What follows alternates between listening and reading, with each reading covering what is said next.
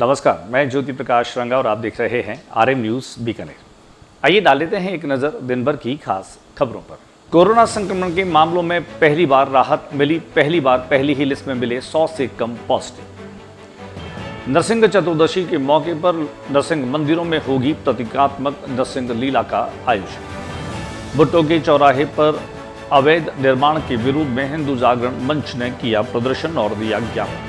बड़ा बाजार और फड़ बाजार क्षेत्र में यथावत रहेंगी 500 मीटर नो मोबिलिटी जोन। धरना स्थल पर कोरोना एडवाइजरी की अवहेलना होने पर पुलिस ने धरनार्थियों को निकाला। वैक्सीनेशन को लेकर के डिस्पेंसरीज में दिखाई दे रहा है जबरदस्त उत्साह। कोरोना संक्रमण से बचाव के लिए मुक्ति संस्था के द्वारा किया गया पोस्टर का विमोचन। और अब खबरें विस्तार से।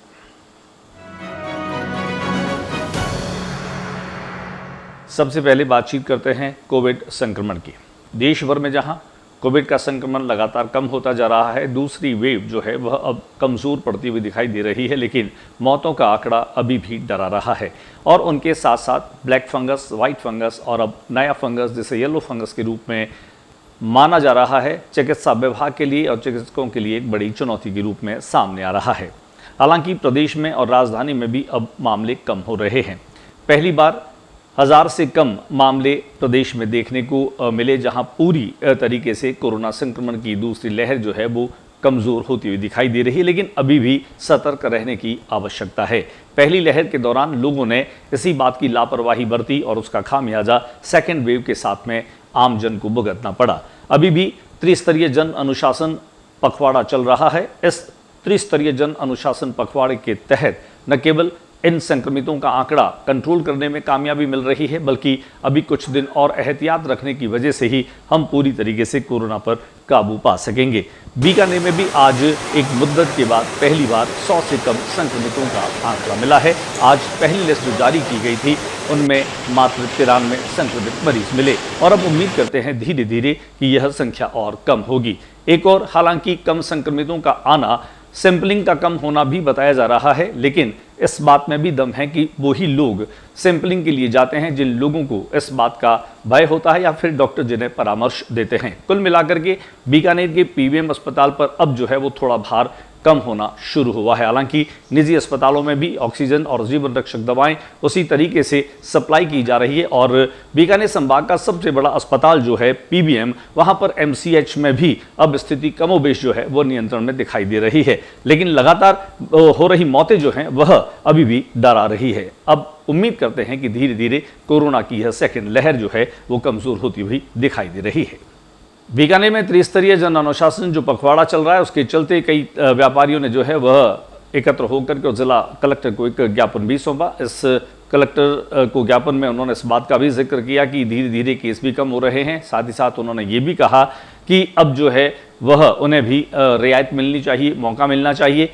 और जिस तरह से 500 मीटर की नो मोबिलिटी जोन फड़ बाजार और बड़ा बाजार क्षेत्र में है, वहाँ पर भी उनका ये कहना है कि जहाँ पर संक्रमण के मामले कम है वहाँ पर नो मोबिलिटी जोन है, जबकि जहाँ पर संक्रमण बढ़ा हुआ है वहाँ पर जो निर्बाध है वो आवागमन चल रहा है। लेकिन यहाँ पर व्यापारियों ने अपनी बात रखी। आइए हम आपको दिखाते हैं क्या कुछ कहना है व्यापारियों का।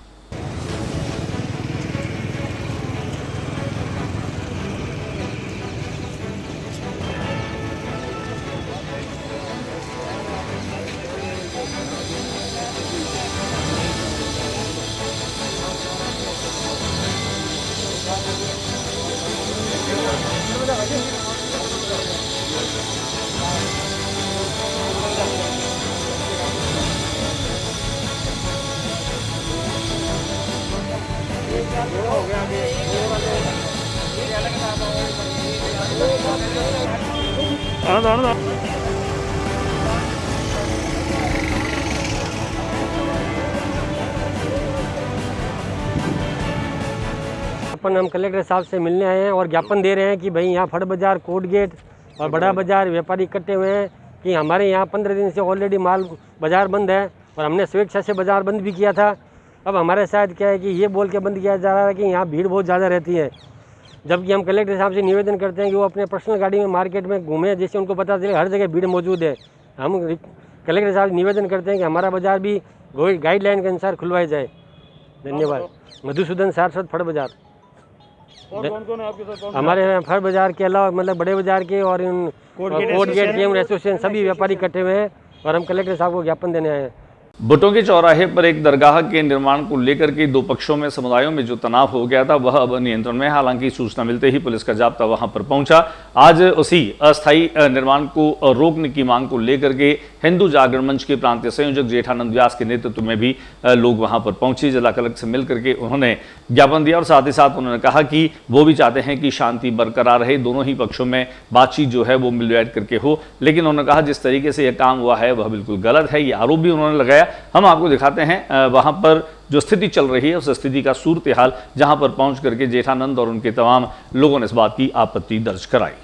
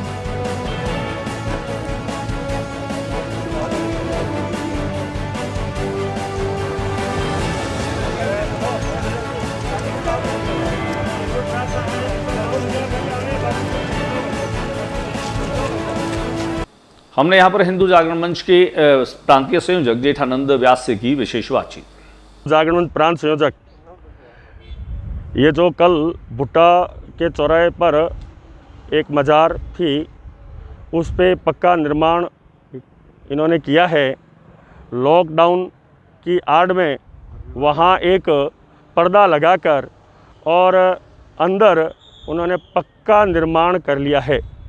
जब प्रशासन को सूचना दी गई, प्रशासन वहाँ आया और वहाँ पर प्रशासन ने भी गाड़ियाँ आगे खड़ी करके और हमें ये कहा कि यह सारी पूर्व की स्थिति हो जाएगी, लेकिन पूर्व की स्थिति नहीं हुई। कुछ ईंटें उतार के उस पर लोहे की ग्रिल लगा दी गई और आसपास की ईंटें उन्होंने नहीं हटाई और जहाँ पर प्लस्तर नहीं था वहाँ उन्होंने प्लस्तर भी कर दिया। हमने एडीएम सिटी का कि आपके यहाँ 145 में कोर्ट का आदेश है, ये विवादित ज़मीन है और ये हमारे पास उसका पूरा है कि यह जो ज़मीन है वो उत्तर की तरफ तो जो है ज़मीन जिसको कब्रिस्तान कहते हैं वो कब्रिस्तान नहीं है, वो नगर विकास न्यास की ज़मीन है, ये इसमें लिखा हुआ है। और कोर्ट ने 145 में कुर्क का आदेश कर रखा है और इधर जो दक्षिण में जो ज़मीन है वो नगर निगम की ज़मीन है। कुड़कशुदा ज़मीन पर एडीएम और एसडीएम भी वहीं उपस्थित थे और उस पर निर्माण हो गया। प्रशासन जो है ऐसा लग रहा है कि कहीं दबाव में कार्य कर रहा है, इसलिए हमने उसका विरोध किया। कल वहाँ पे विरोध किया और आज हम उस के विरोध में कलेक्टर को राज्यपाल और मुख्यमंत्री नाम का ज्ञापन भी देने जा रहे हैं, जो कि पूर्व की स्थिति बने और वहाँ न्यायप्रिय कार्य हो। एक कलेक्टर जो है, एक नगर विकास न्यास जो है, कोई घर के आगे 2 सीढ़ियाँ बनाता है तो शिकायत पे तोड़ के आ जाता है। इतनी बड़ी ज़मीन जो उन्होंने कब्जा कर ली और अभी कमरा भी वहाँ बना दिया, लेकिन उस पर कोई कार्रवाई नहीं की। इसलिए हम आज ज्ञापन दे रहे हैं उसके उस विरोध में और हम कह रहे हैं कि नगर विकास न्यास अपनी ज़मीन अपने कब्जे में ले, नगर निगम अपने कब्जे में ले और जो निर्माण कार्य अवैध रूप से हुआ है उसको हटाए।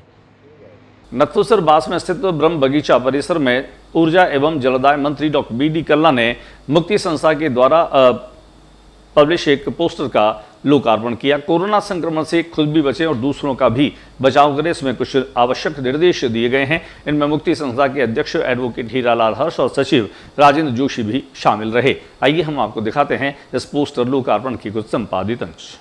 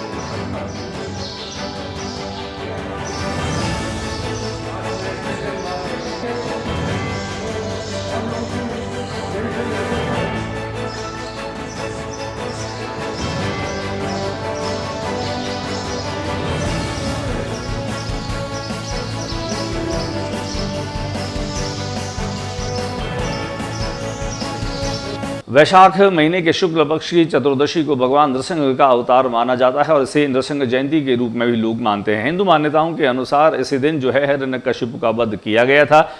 पाप पर पुण्य की विजय और अधर्म पर धर्म की विजय और असत्य पर सत्य के विजय के रूप में इस पर्व को माना जाता है। और ऐसा भी कहा जाता है कि धरती पर जब जब पाप बढ़ा है तब तब ईश्वर स्वयं जो है वो अवतरित हुए हैं। उन्होंने अवतार लेकर के और उन पापियों का नाश किया है। भक्त प्रहलाद की रक्षा के लिए भगवान विष्णु ने नृसिंह के रूप में अवतार लिया। बीकानेर की नृसिंह मंदिरों में इन दिनों खासतौर से कोरोना एडवाइजरी को फॉलो करते हुए प्रतीकात्मक लीलाओं का आयोजन किया जाएगा। हालांकि आज जो है वह इस लीला का आयोजन भी RM केबल के जरिए लाइव दर्शकों तक पहुंचाया जाएगा। हमारे साथ आप बने रहिएगा, क्योंकि हमेशा प्रतिवर्ष जो है वह मेले लगते हैं, लीलाएं होती हैं जहां पर हजारों की तादाद में लोग जुड़ते हैं। लेकिन अभी इन दिनों कोरोना और कोविड की एडवाइजरी के चलते मंदिर के प्रबंधन के जो लोग हैं उन्होंने इसे प्रतीकात्मक तरीके से सेलिब्रेट करने का निर्णय लिया है, जिसका सीधा प्रसारण RM केबल के जरिए, RM न्यूज के जरिए तमाम दर्शकों तक पहुंचाया जाएगा।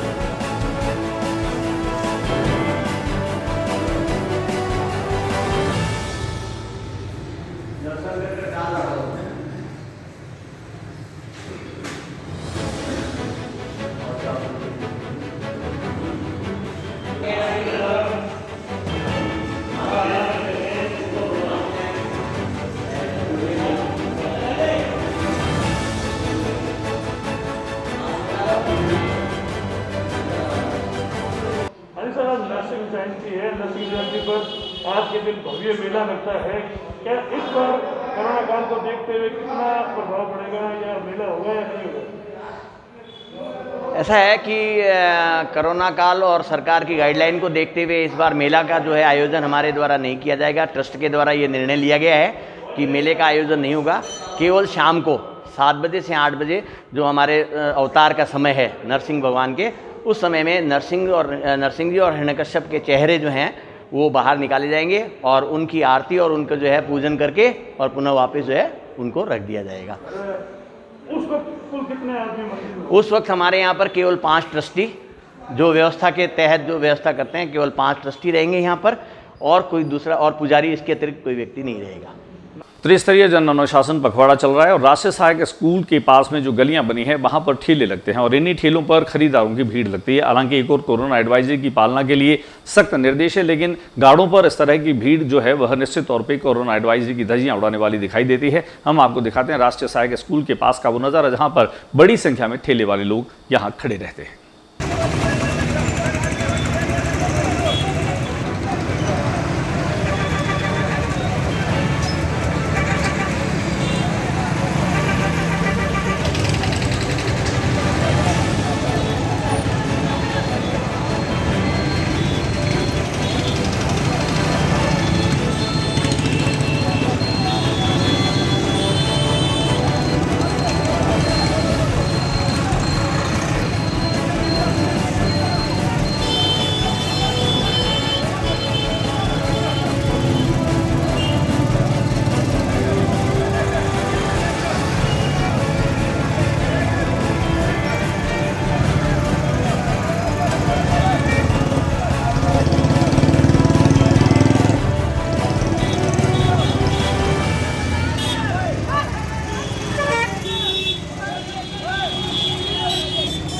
नगर निगम के माध्यम से आने वाले मानसून और बरसात को देखते हुए नालों की सफाई जो है उसके निर्देश दे दिए गए हैं और उसी की पालना में शहर भर में हमने देखा कि जो छोटी मोटी नालियां और बड़े नाले हैं उनकी सफाई का अभियान तेज कर दिया गया है। मानसून जो है वह अपने समय पर आने की उम्मीदें हैं और इसी के चलते नगर निगम की महापौर सुशीला कंवर ने इस बात के निर्देश दे दिए कि पूरे शहर भर में नालियाँ और नाले जो हैं उनकी सफाई हो ताकि पानी जो है वो अवरुद्ध न हो और पानी के बहाव की वजह से कोई बड़ी जनहानि भी न हो। नाले ओवरफ्लो हो जाने की वजह से कई बार बड़ा नुकसान जो है वो हम देख पाते हैं। तो आइए हम दिखाते हैं आपको शहर भर में किस तरीके से सफाई अभियान चल रहा है।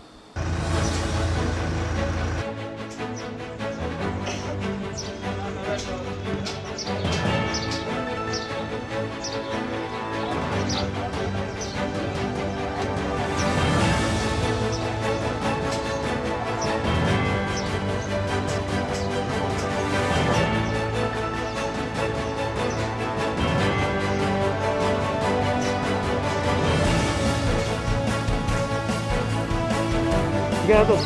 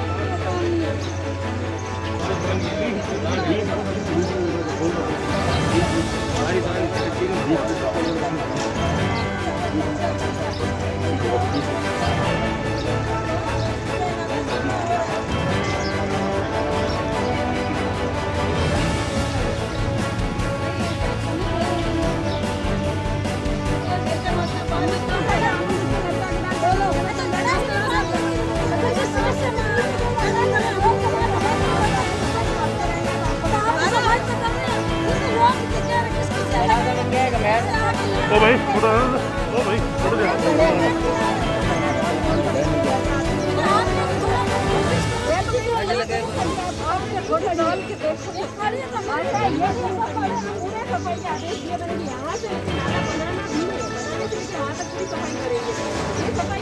हमारा समाज नाड़ो बना दे अपन ध्यान अपन रखना मैडम आ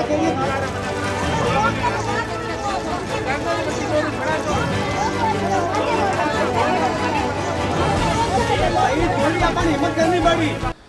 मानसून को देखते हुए समय पूर्व इस तरह से नालियों की और नालों की सफाई करने का यह कदम निश्चित तौर पे बहुत सराहनीय है। हमने इस पूरे मामले को लेकर के बातचीत की महापौर सुशीला कंवर राजपुरोहित से। देखिए बारिश आने वाली है और सारे बरसाती नालों की निगम की ओर से अभी सफाई अभियान चल रहा है, तो उसके तहत यहाँ भी सफाई हो रही है, लेकिन इस नाले की स्थिति बहुत ही क्षतिग्रस्त है। तो हमने यहाँ सफाई के बाद कोशिश करेंगे कि इस नाले को बना के और एक अच्छी कंडीशन में लाएं वैसे तो यूआईटी क्षेत्र में आता है ये नाला, लेकिन इसकी स्थिति इतनी वो है कि हम चाहेंगे कि निगम के इमरजेंसी पैकेज से या कैसे भी करके जो भी अगर हमसे बन पड़ेगा तो यहाँ पे इसको बनवाया जाएगा, क्योंकि यहाँ लोग रह रहे हैं और घरों के जस्ट आगे नाला है। तो अभी मैंने सबसे सुना है तो सभी लोगों को बहुत ज़्यादा इससे दिक्कत हो रही है। वो लोग कह रहे हैं कि सांप बिच्छू भी आ जाते हैं, गायें गिर जाती है। तो निगम की ओर से ज़रूर कोशिश रहेगी कि जल्दी से जल्दी इनको राहत दी जाए। धन्यवाद। मानसून जैसे ही आने को होता है, वृक्षारोपण का कार्यक्रम भी सघन तरीके से चलता है, क्योंकि अभी कोविड काल में हमने देखा कि किस तरीके से ऑक्सीजन की कमी की वजह से रोगियों के हाल बेहाल हो रहे थे। इसी के चलते संभागीय आयुक्त कार्यालय में भी जो है वह आज वृक्षारोपण का कार्यक्रम हुआ, जिनमें संभागीय आयुक्त और पुलिस महानिरीक्षक प्रफुल्ल कुमार स्वयं जो है वहां पर पहुंचे। आइए हम आपको दिखाते हैं इस वृक्षारोपण कार्यक्रम का संपादित अंश।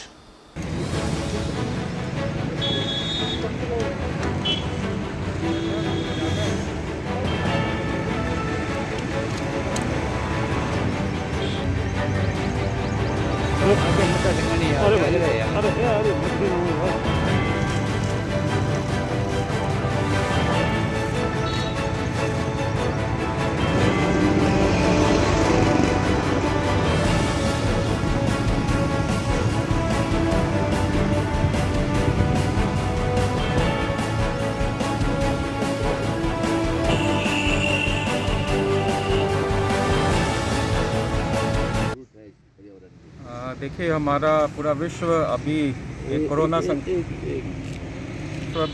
संकट से जूझ रहा है, और इस सेकेंड वेव के दौरान हमने जो ऑक्सीजन और पर्यावरण उसकी महत्ता भी साथ के साथ समझी है कि ये जो पेड़ हमें मुफ्त में इतना ऑक्सीजन देते हैं प्रति वर्ष, और एक सिलेंडर के लिए कितनी आदमी को परेशान होना पड़ा।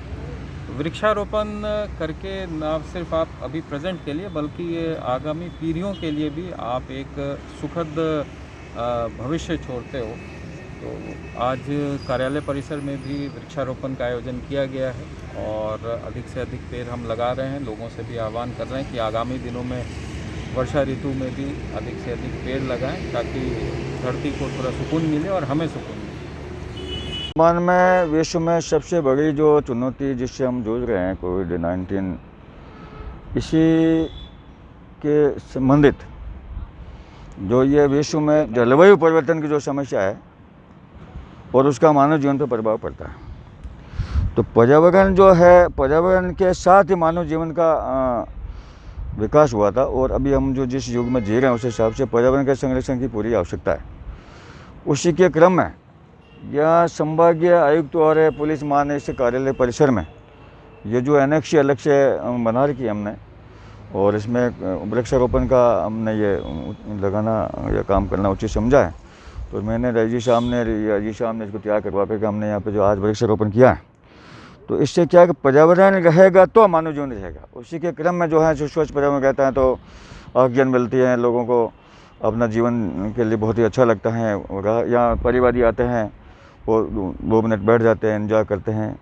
उसी के क्रम में जो है ये आज जो कार्यक्रम रखा गया है, जो ये पर्यावरण के संरक्षण के लिए, पर्यावरण को जीवित रखने के लिए, जो पेड़ जो है किसी ज़माने में ये मानते हैं कि पेड़ का पुत्र, हमारे वेदों शास्त्रों वगैरह में मान के उस हिसाब से उनको लगाना उचित माना गया। उसी टाइप से राजस्थान, जो भारत में अपनी देखा होगा आपने, चिपको आंदोलन हुआ था, उसी टाइप से राजस्थान में चिपको आंदोलन हुआ था। तो जो वृक्ष जो लगे हुए थे उनको काट दिए, लोगों ने अपने प्राणों की भी मतलब आहुति दे दी थी, प्राण न्यौछावर कर दिए थे। तो अभी वर्तमान में सभी लोगों के कर्तव्य बनता है कि ये जो वृक्षारोपण है इसको हम करेंगे। आज हमने ये किया है, इसको और सभी वृक्षों को जीवित रखने का प्रयास करेंगे।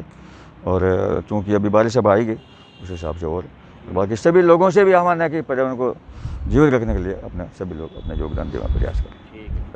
त्रिस्तरीय जन अनुशासन पखवाड़ा चल रहा है, इसमें किसी भी तरह की रियायत या ढील नहीं है। अभी भी वही सख्ती है, वही भी पाबंदियां हैं, और इसी के चलते अभी भी पुलिस जो है उसका काम वैसा का वैसा है, क्योंकि उन्हें इस बात को निश्चित करना होता है कि कोई भी बेवजह घरों से बाहर न निकले। और ऐसा ही नज़ारा बीकानेर के अलग अलग पुलिस पॉइंट और ट्रैफिक पॉइंट पर देखने को मिलता है, जहां पर पुलिस के लोग जो है वह बेवजह आने जाने वाले लोगों से गहन पूछताछ करते हैं और या फिर उनके जुर्माना और चालान जो है वो वसूल करते हैं। हम आपको दिखाते हैं पब्लिक पार्क के त्रिपोलिया गेट पर का वो नज़ारा, जहां पर पुलिस की सख्ती आज भी साफ तौर पर दिखाई दी।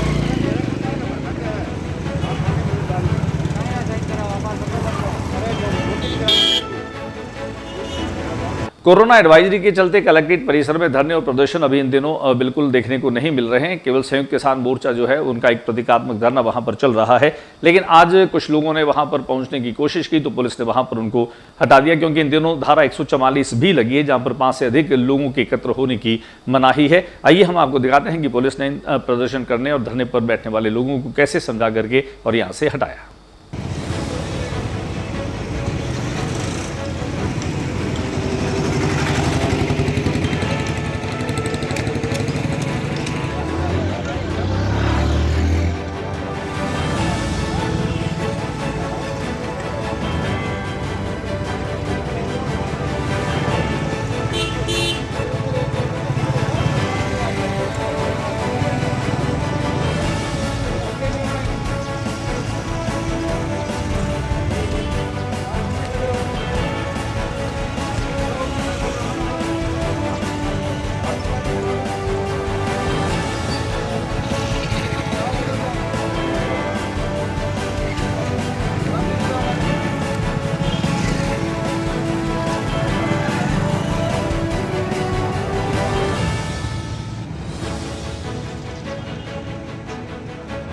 बीकानेर में राज्य नर्सेज एसोसिएशन के तत्वावधान में अपनी विभिन्न मांगों को लेकर के आज 2 घंटे कार्य का बहिष्कार किया गया। स्वर्ण वर्मा के नेतृत्व में तमाम जो नर्सिंग स्टाफ है उन्होंने इस कार्य का बहिष्कार किया। गौरतलब है कि पिछले लंबे समय से नर्सेज एसोसिएशन अपनी मांगों पर अड़ा हुआ है। दिखाते हैं आपको उनके इस प्रदर्शन के कुछ संपादित अंश।